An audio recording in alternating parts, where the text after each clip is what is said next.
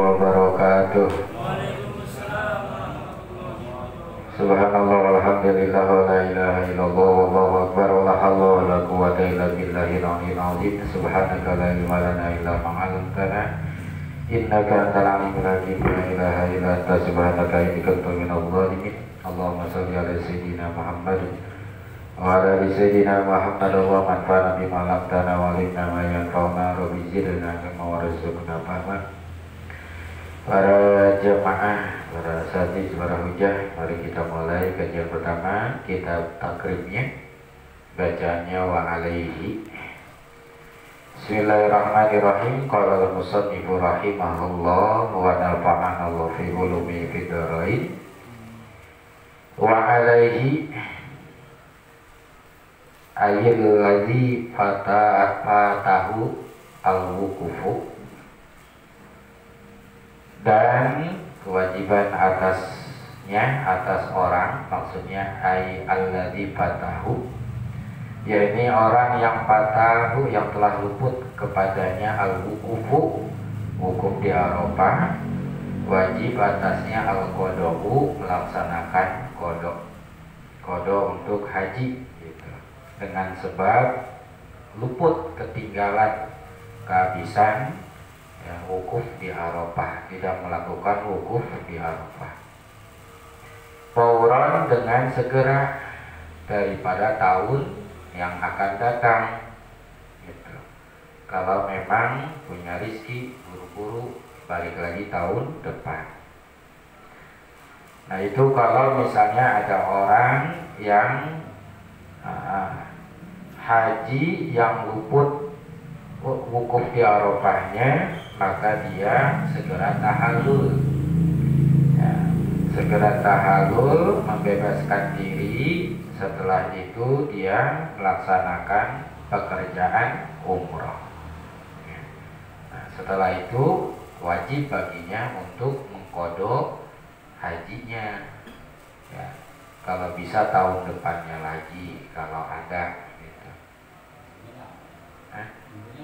Iya, nunggunya lama lagi kalau Indonesia, makanya benar-benar gitu. Parodon, baik ada itu hajinya haji fardu, karena nuskuhu, itu ibadahnya, yaitu orang yang ketinggalan wukuf di Arafahnya, au naflan, atau ibadahnya ibadah haji sunnah, sama aja. Wa inna ma yajibu al-qada'u, dan bahwasanya wajib qada bi bawatin, pada yang luput, lam yasya, yang tidak menimbulkan, yang tidak timbul, yang tidak muncul sebabnya itu qada an hasrin, daripada sebab dihasru, karena sebab ada pencegahan maka wajib diqada ya. Gara-gara dihasru ada apa, kalau yang tidak dihasru, tidak ada dicegah dari berbagai macam pencegahan sehingga dia lambat atau tidak bisa datang untuk melaksanakan ibadah hajinya, maka ya wajib qada. Nah kalau yang dihasru itu nanti ada hajinya ihsor, artinya ihsor itu terhalang. Fa'in uhsiro, maka jika tercegah syahsun, seseorang, dicegah seseorang dari menyempurnakan ibadah hajinya, tapi wakana lahu torikun, ada lahu baginya torikun, ada jalan, ghairul lati waqa'a al-hasru, selain jalan waqa'a yang terjadi al-hasru, pencegahan, pihak pada jalan tadi, lazimahu, maka wajib mesti kepada orang tersebut sulukuha, untuk melewati jalan tersebut. Misalnya di situ ada begal mau melaksanakan ibadah haji ya, sehingga ada penghalangan dalam melaksanakan ibadah hajinya, tapi ada jalan yang lain, ya udah pakai jalan yang yang lain selama masih ada jalan menempuh ke sana untuk melaksanakan ibadah haji. Wa in ulima atau wa in alima, walaupun mengetahui itu orang al-fawata bakal ketinggalan atau luput wukuf di Arafah, tetap jalan ya, karena nanti ya bisa melaksanakan diganti dengan pekerjaan umrohnya. Nah kalau yang begini nggak ada kodok terhadapnya gitu, karena ada pencegahan, artinya ada uzur gitu di sini ya, dengan uzurnya uzur yang khusus ya, namanya di hasru ya.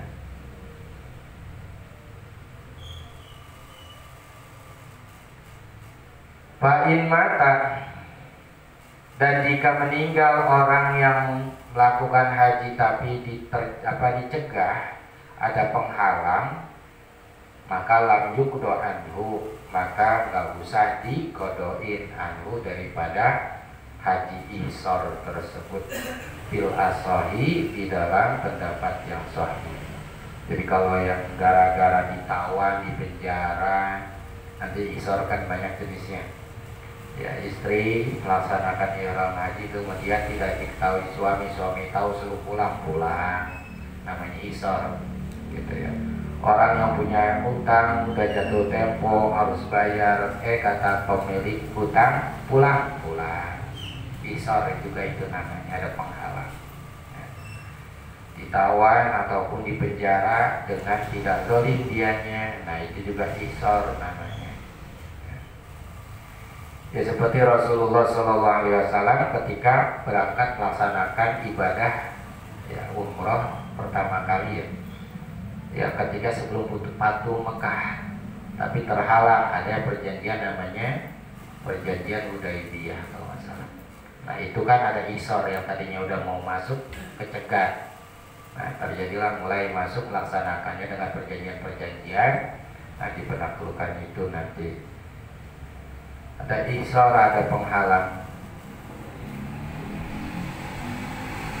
Wa alaihi, dan bagi orang yang luput baginya wukuf di Arafah, kemudian ya dia harus tahallul dengan hajinya, niat umroh haji, niat ihram hajinya, dia untuk melaksanakan amalan umroh ma'al qodoi, beserta dia kodok tahun depan yang kurangnya, maka wajib juga buatnya al-hadiyu, yaitu bayar hadiah ya, bayar fidyah, bayar dam. Jadi kalau misalnya ada orang yang melaksanakan ibadah haji bukan isor, tapi emang luput aja, hilang, artinya dia ketinggalan melaksanakan wukuf di Arafah, maka selain dikodok tahun depan, dan dia juga pada saat itu melaksanakan umroh, nah pada saat itu juga dia harus membayar hadiah untuk tanah haram Mekah, yaitu dengan dam daripada tambelan ya, membayar hadyu nanti gitu, membayar menyembelih hewan.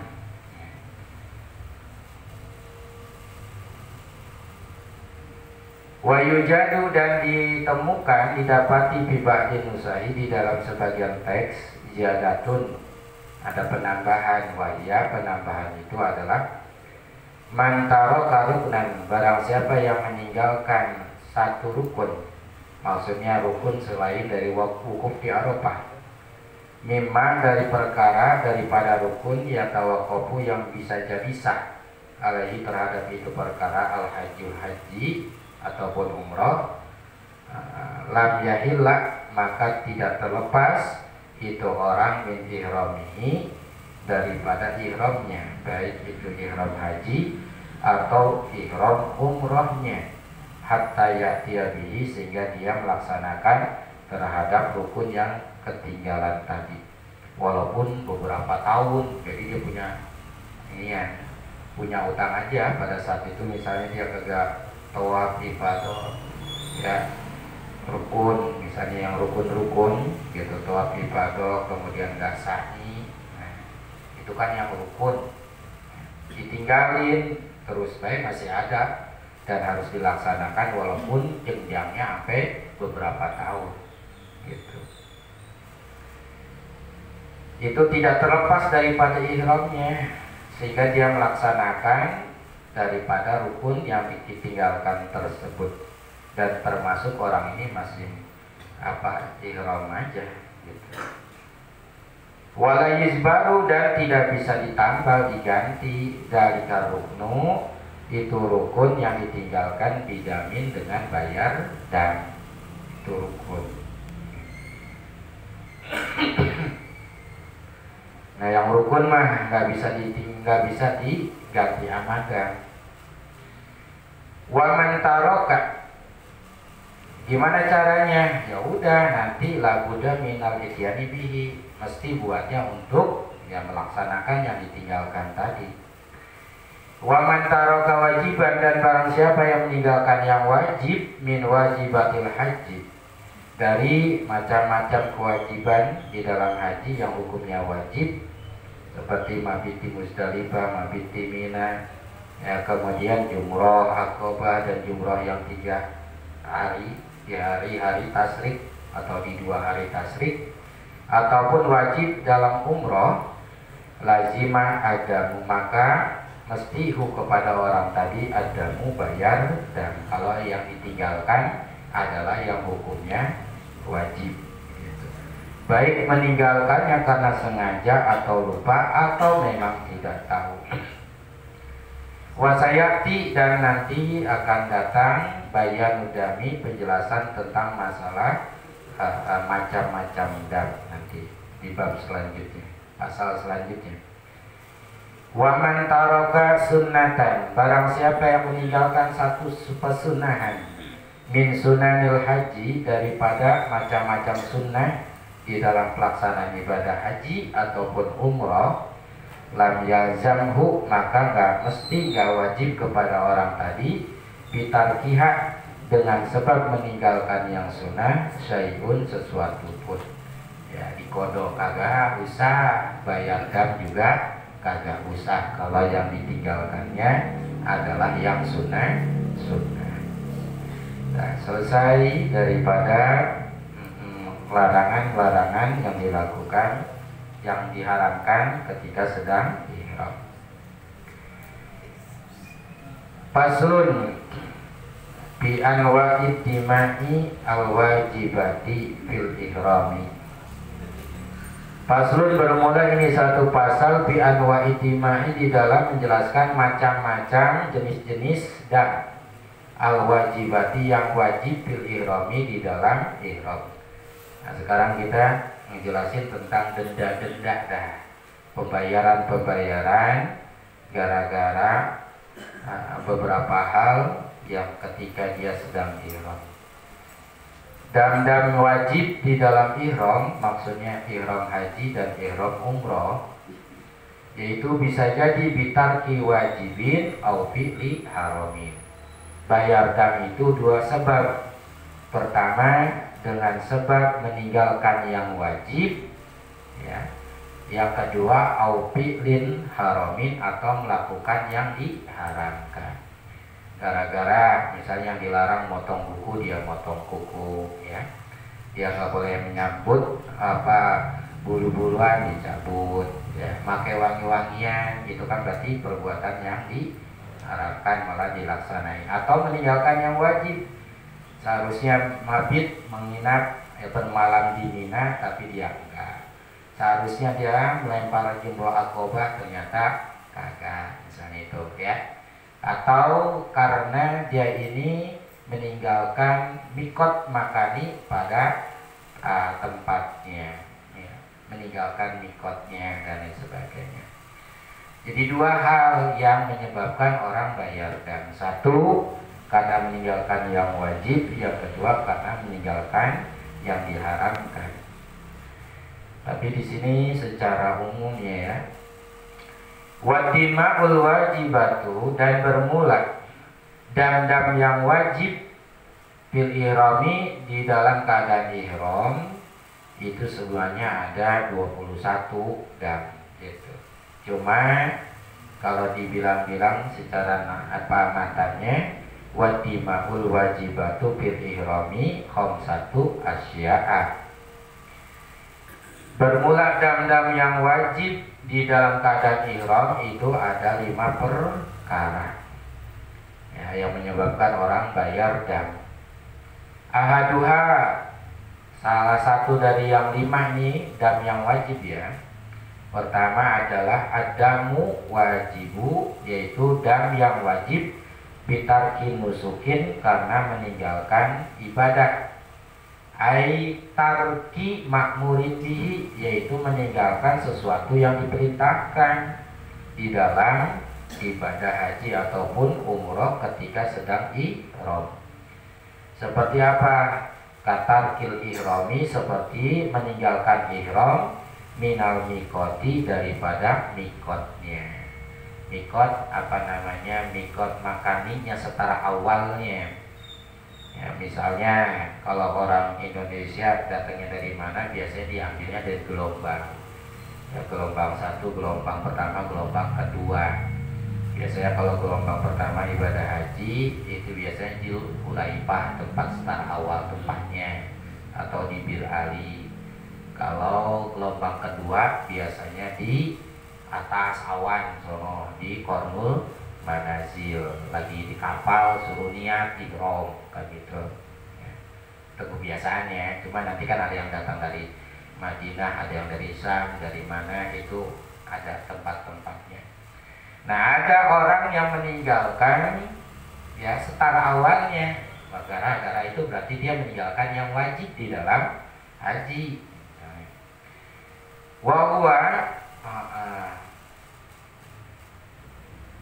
Dan itu dam aihadadamu, maksudnya ini dam gara-gara meninggalkan ya mikot makaninya ala tartibi, itu termasuk damnya dam tartib.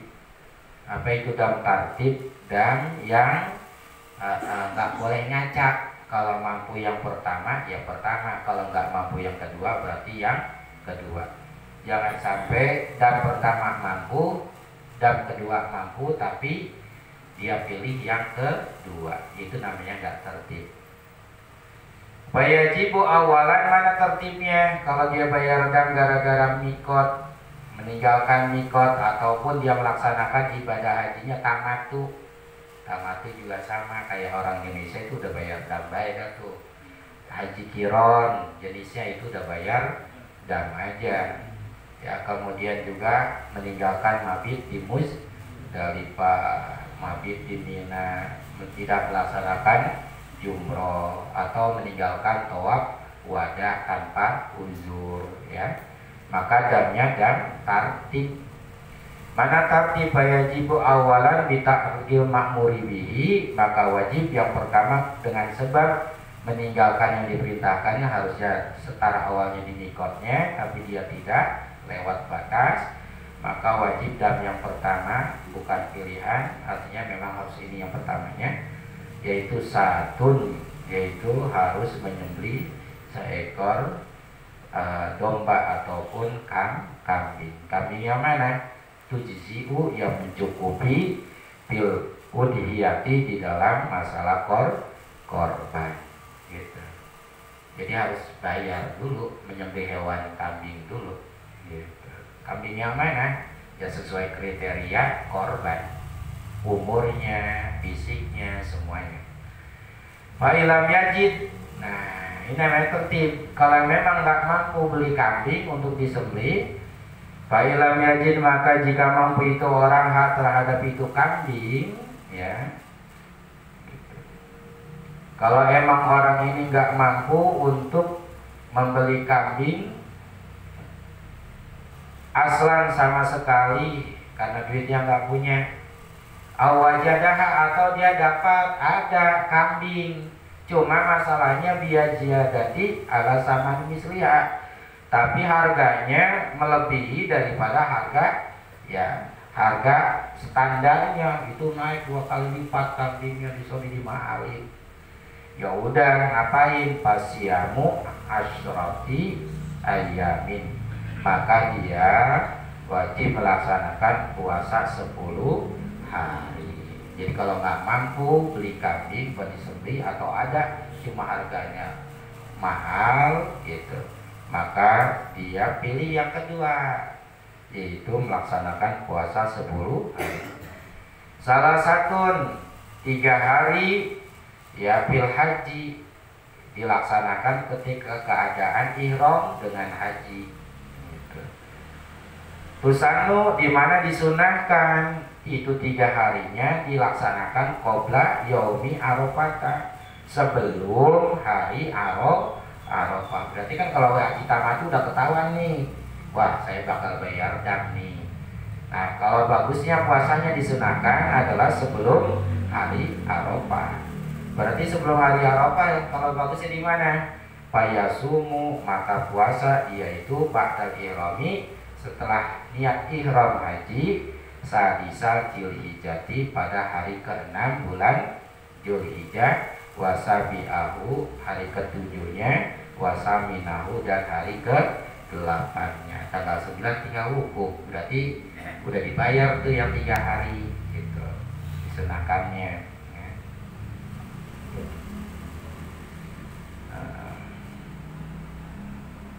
Kalau ini dilakukan karena tamat tuh udah ketahuan. Tapi kalau masalah dia meninggalkan jumroh, mabit, yang bagusnya itu puasanya setelah hari-hari tasrik nanti. Gitu.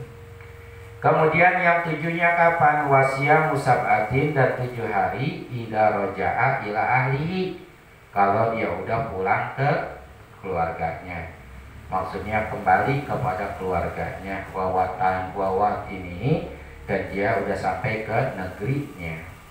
Jadi yang 7 hari mentar, kalau dari Indonesia udah di kampung halaman puasain gitu.